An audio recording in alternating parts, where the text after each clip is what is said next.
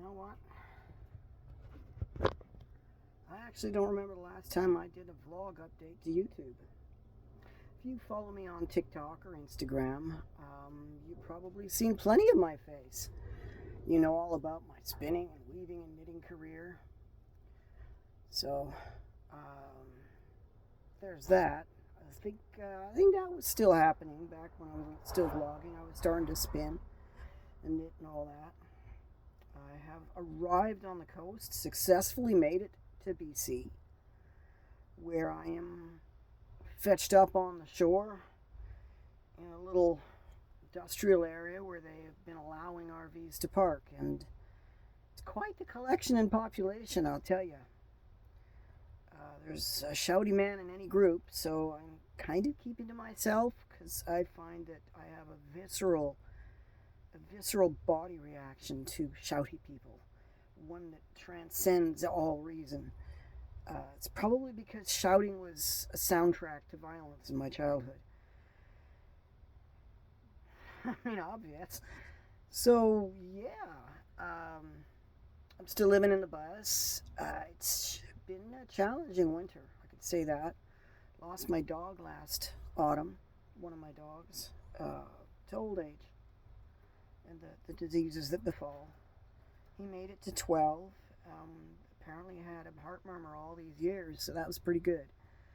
And then there's my Xolotl Quintly that I went and fetched in 2019, and I believe I vlogged that. In fact, that might have been when I stopped vlogging, was after that, because no one was watching, and I was like, that's the end of my adventures for now. But so puppy here is all grown up, and a fine companion she is. And it was interesting watching one of my neighbors has a dog that is completely out of control, and he's using the look scarier and scarier every time approach to training, and it's not earning the dog's respect, which means that it's not earning the dog's obedience, and it is creating fear in the dog, which means it's creating a sense of vulnerability and defensiveness in the dog. So we're getting a dog who feels like nobody's got his back. He's beset in every direction, and he's got to stick up for himself. And these people are too stupid to know what he's barking at, and he knows instinctively what he should be doing. And so he's following instincts instead of training.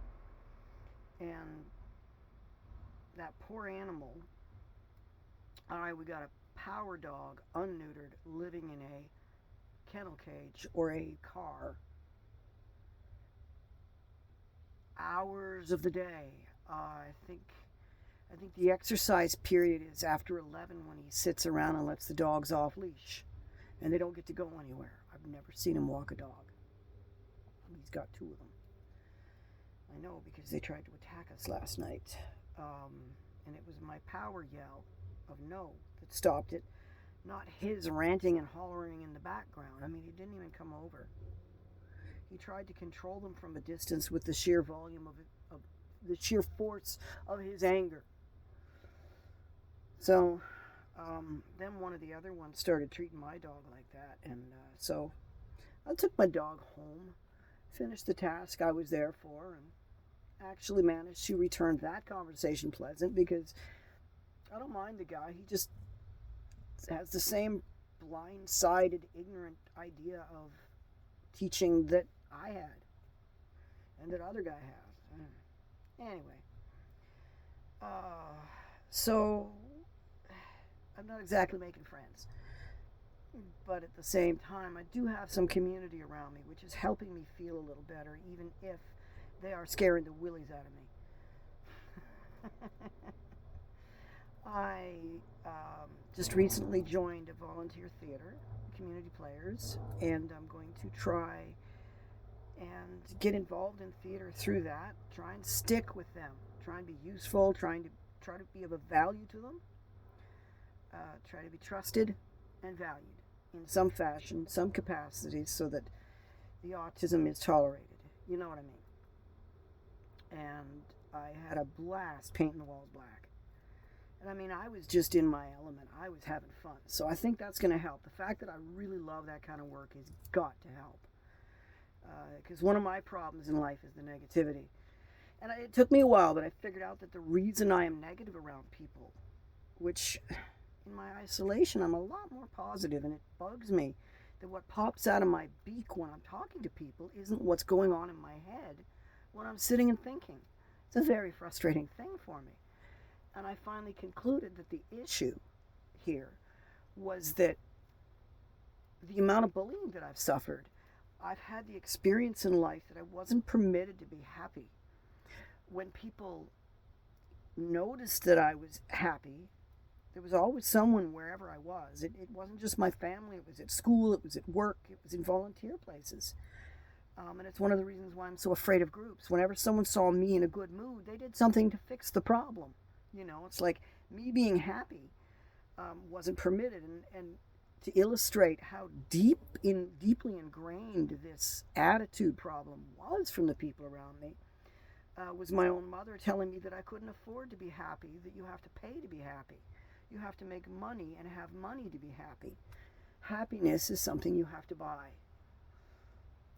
And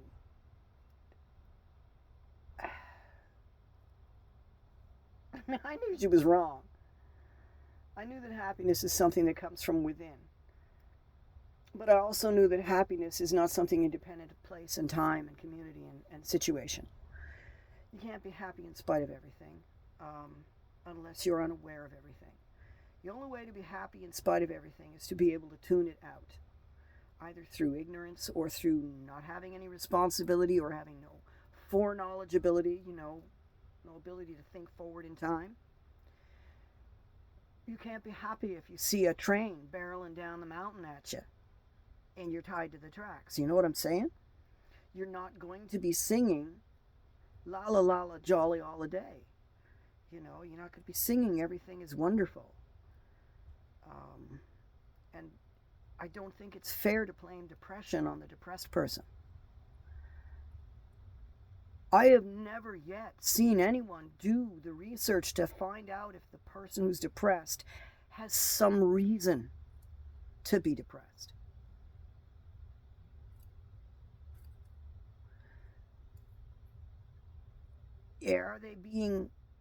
Is their diet deficient?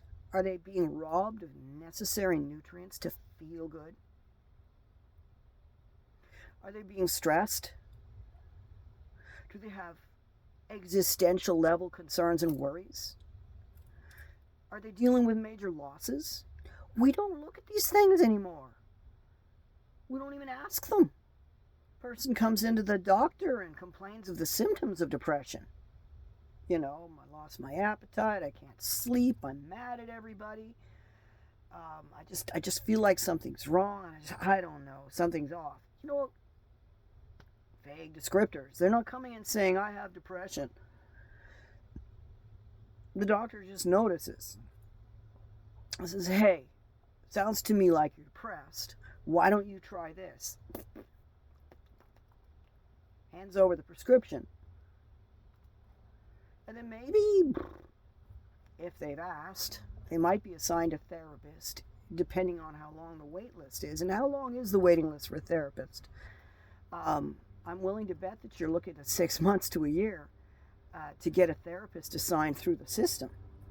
Now, if you're rich enough, there's probably a pretty healthy lot of therapists, but I'm not willing to bet that they're all good.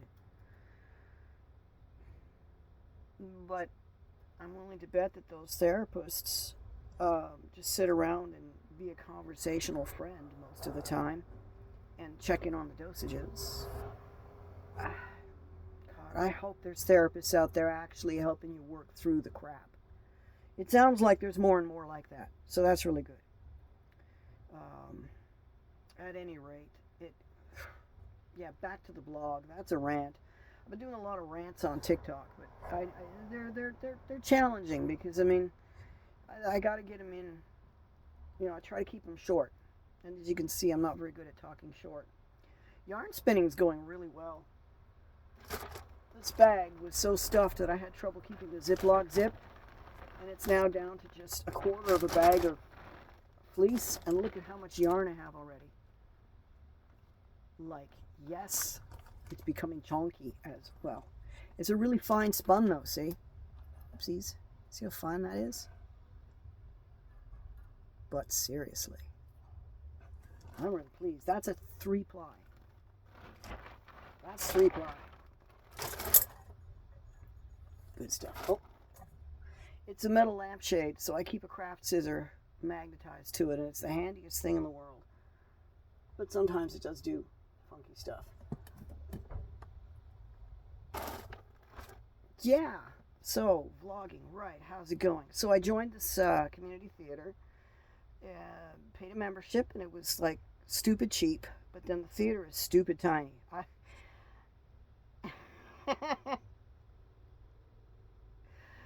I mean,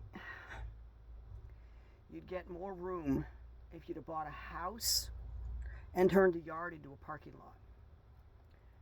However, a church is more effectively designed for a group of people and an audience, acoustically and all the rest, however tiny it may be, and a church is zoned better.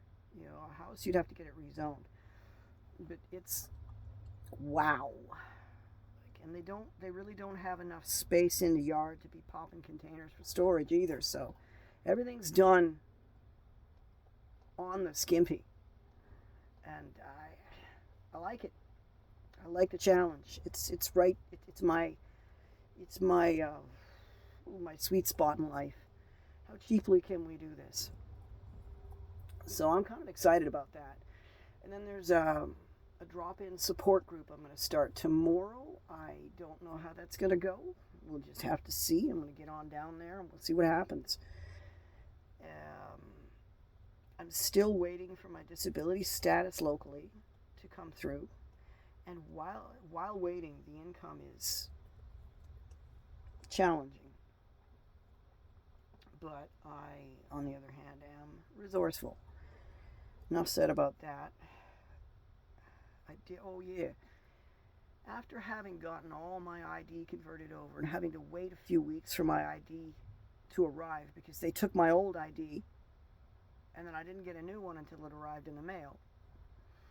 I had it for all of 2-3 weeks when my entire pack of cards, banking and everything stopped being in my wallet and stopped being available to me in any way, shape, or form, and I could not tell you when or where this happened. I can retrace my steps, and I did, and I checked in at Lost and Founds, and it was not there. The last time I had used it, I went to that bank, and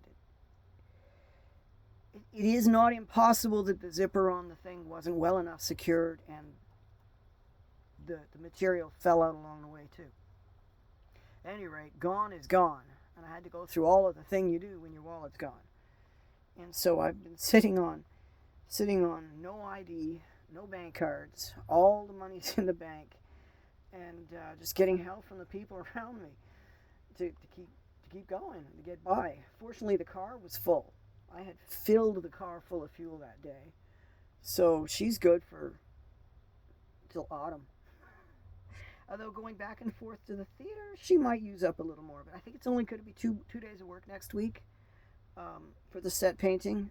The set's pretty much built. There's just I could probably paint the whole set to spec in a day myself. Now, because it's a group of people and we're all having fun and everybody's yapping and nobody's rushing and we're not doing this serious, it will take 3 days as scheduled. But I'm pretty sure that 3 days will do it. See, I don't yell at my dog. What I actually did was leaned over and gave her a gentle pinch. Pretty gentle. You didn't hear it squeal. Someone's just walking by. Anyway, back to vlogging.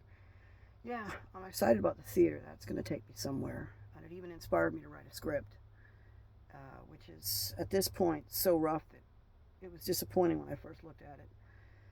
But I've got some plans on how to tune it and how to fix it. So, I have no idea what's going to come out. It's kind of like being pregnant and you don't know what you got yet. You just know you're pregnant. That's what writing is like. You got something started, but you don't know what you got. Speaking of writing, I wonder if maybe now that I'm on the coast, I'll figure out a way to get that tarot book published with the cards. I mean, I can't. The people at the theater are really straight, so they're not. They're doing Christian plays, so they're not going to be able to help me much with tarot card type things. But we'll see how it goes. Community and connections. It's community and connections. And someone might know. You know, it's the thing that bugs me so much when you hear these rich people talk about how they were self-made men and how they did it through hard work, and you know darn well they didn't. It wasn't hard work. It was connections and opportunities. It was privilege, bud. So at any rate, that's, yeah, volunteering at a theater. I don't know. I will never know how long my parking here will last. It's not possible, but it feels stable for now. Stable enough that I've been able to relax, calm down, and focus on things other than making sure that I'm move ready, drive ready 24/7. Because I'm not built like an RV where everything's constantly drive ready, unless you leave it out, It's more along the lines of strap this and bungee the other thing and pack it in tight over there. Set this on the floor and yada yada boom boom. And I have not driven with the loom set up, although I don't think it'll be an issue. I can definitely strap it to the E-strap. And it's not strapped. And then, it'll probably take me 2 days to get this bus back in condition. Most of the straps on the roof have rotted from the sun. So that's the beauty of not having to move. I can actually focus on doing something to get situated up in here, because I have every intention of getting situated in Vancouver. I don't know how, and I don't know where, and I don't know when, but I know what kind of things I need to do, and joining the theater was freaking smart, because the movie industry here is as strong as it is anywhere in Canada, and that also the theater industry. And if I'm going to find a career that can support me, that's probably where it's lying. It's not lying in textiles unless I'm a costumer, and I am not the tailoring genius for that. Although we'll see what happens. They might call on me, and I definitely can do a lot of sewing.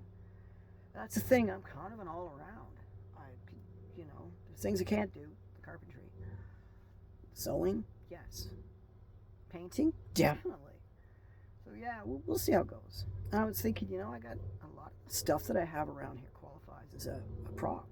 In fact, my little stim lights that I have could definitely be props for the sci-fi show they're planning, because they would really lend an onstage look. But I need to think a little bit about, would the bright light focus in the corner take away from the actors, because they don't like that sort of thing in old school plays. I've been noticing that on YouTube and the modern ones, they like having a lot of bright lights in the background as part of the design of the background. So we'll have to get to know everybody. But by the time that play comes on, I'll either be gone or stuck in. I mean, they're real nice to me, but I'm not fooled. They don't know me yet. There's no reason for them to decide whether they like me or not. The autism frequently gives reason to dislike. However, and this is what I like about it, most of our time is spent getting something done. That's where I shine. I'm not there to be yippity-yappity social noise. I don't want to sit around the dinner table having an old gab fest. I can talk with the best of them, but that doesn't mean that's how I want to spend my time. If I do, I'll go home and talk to my camera like this. Way better. No arguing. Nobody correcting me. I don't mind feedback. Go ahead, leave it in the comments and we'll have a conversation. But I hate being interrupted when I'm on a thought. It takes all the fun out of it. And it's not fun anymore. Then I'm doing it. It's work. I'm doing it for the benefit of someone else at their behest, which makes it work. And for me, that's the definition between work and play. It's not whether someone pays you. It's whether you would do it anyway, or you're doing it for someone else. You're doing it for you, or you're doing it for someone else. Work is that which we do for others. More or less. I guess now. No, because I would definitely call my household chores work. Stuff you do because you have to, not stuff you do because you want to. There you go. See, spinning is fun. call it work because it makes me feel good. Because you're allowed to like your work. And because if I want yarn, I have to spin. But I do it for sheer pleasure. Where are we on this vlog? 20 minutes. And I've run out of things to say. Well, that's it, man. I'm bunkered down in a bus on the coast. Threats upcoming. Yes, there are threats upcoming. The bus is licensed in Saskatchewan, and I'm not anymore, which means that when the plates run out, the plates run out. And then it has to be imported. Importation means inspection. Inspection means it must be at least as good as when it came out of the factory. Like everything working the way it's supposed to work. No holes in the body. No leaking anything. Know what I'm saying? No cracked windows. So I've got a laundry list of things I can't afford to do that somehow have to get done before next March. Or I am potentially, I don't even want to put words to it because it includes the specter of, it's just, no, I don't want to describe it. I don't want to define it. But if I can't stay in the bus, where do I stay? What do I do with everything? Right? Where does my dog and my canary go? Where do I go? What do I do? So that's the existential fear hovering over me. Aside from also being asked to move around, because my brakes are busted. I got a cracked windshield. I've got 2 replacement exhaust manifolds and gasket kit, but no way to do the work. The brake system needs a complete overhaul, like all the seals. And I don't even know what other seals need to be done. Like, it's just shop work that has to be done. And I can't even go places with this thing until it is done. I'm still toying with the idea of, will I be able to afford to have it towed to the shop instead of taking the risk of trying to drive there? Because I don't know how fast that fluid's running out now. You know, and what if I'm driving and the fluid's running out so fast that I cannot stop and I kill someone or smash something? Like, it just, not cool. I'm not that kind of person. I'm not that irresponsible. So that's like $5,000. Where am I getting $5,000? It's terrifying. Witch magic. But you know, in the world where you dream up the best, it is not unreasonable for me to dream that by January I'm hired to a salaried job somewhere.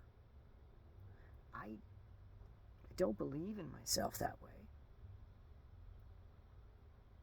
But I've never been tested. No one's ever tested my skills. I have no clue what caliber skills I have. None. I know what I've learned, but I don't know how it measures up in the world. What if it turns out that I'm actually really good at this shit? That I'm actually talented? What if all of these skills together actually make me valuable enough that someone walks up to me, says, hey, 2025, salary. Pleased to have you on board. Here's your office. Here's your workshop. Here's your first script. And that's enough to pay for the bus repairs and a place to park it, maybe. God, I'd love to find a place where you can legally park to camp that isn't $3,000 a month. I think there must be. I haven't been able to find it on the internet. I should look harder. Maybe it's because I've only looked in a few areas. Maybe there's outlying areas where I could do that. But yeah, so I'm still dreaming. In fact, I'm dreaming harder and more than I used to dream. And that's a big change in my life. And again, I don't think depression is as simple as a chemical imbalance. It's just not fair to call it that. Because part of what depressed me was not being able to have any dreams. I was too sick. I was too poor. I was too restricted. I was too penned in. I was too obstacled. I was in the wrong place for so many dreams. You can't start, a lot of careers cannot be started out of Saskatchewan. There was just so much wrong about that place. And no matter how hard I tried to get out of there, I just kept, it felt like a sand pit. Like those sand pits that the ants get trapped in, and there's a spider at the bottom. And the spider was suicide, and I'm still here. So I'm still here. I'm starting my fresh life. Come here, Renee. Come here. Don't bark. That's my show, though. Starting a new life and allowing myself these daydreams. Allowing myself to believe it's possible. Even though I know that getting invested in these hopes is going to hurt, potentially. But I've been hurt like that so many times, I'm not afraid of it anymore. That's the thing. You know what? Because at the end of the day, the magic won't work. You don't have enough hope, and you don't get invested. So, wise or unwise, invested I am in my daydreams. And right now, I just added a fresh one, except that it's not added. Okay, it's going to be a longer vlog. When I first arrived in Saskatoon, one of the first things I did was get involved in theater in some fashion. I wanted to be a singer. I wanted to be a dancer. And I wanted to be a clown. I wanted to be a mime artist.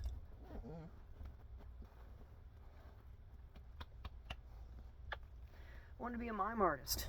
And I wanted to be a clown. So I got involved in an independent clown theater company. I'm going to get back to this. Yeah, okay. So, where the heck was I? Dreaming. Yeah. You got to put yourself into your dreams if wish magic's going to follow through. And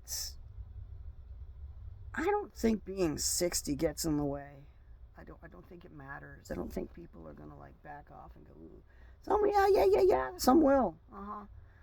But what it comes down to, I think, is I might have the skills and or the ability to acquire them, and that I'm going on the right path. I was telling you about theater in a bag. Yeah, I joined a clown theater. And from that, developed a lot of friendships and got a lot of invitations to participate in a lot of community theatrical events. And all of that led up eventually to the job that I had at Persephone Theater, where I was stonewalled, stopgapped, blocked, obstacled, permanently from the entire industry. I've just spent a lot of time running through reasons why. Misogyny, transphobia, ableism. Just, somebody brought it up last night, the other day at the theater, the union. Must be a union shop, he said.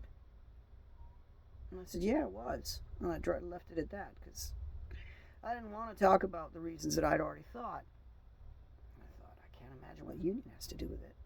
Till I got home and stopped to think about what union has to do with it. So, as a cleaner, I didn't need to belong to the union. But if I'd picked up a paintbrush and dab paint on a canvas, I'm doing a union job, and I need to be union. You cannot pay union members what I was getting paid, whether they're cleaning or not, even if their job is as a cleaner. You hire a union member as a cleaner, you got to pay them union wages.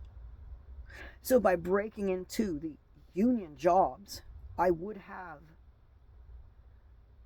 ceased to be a cleaner.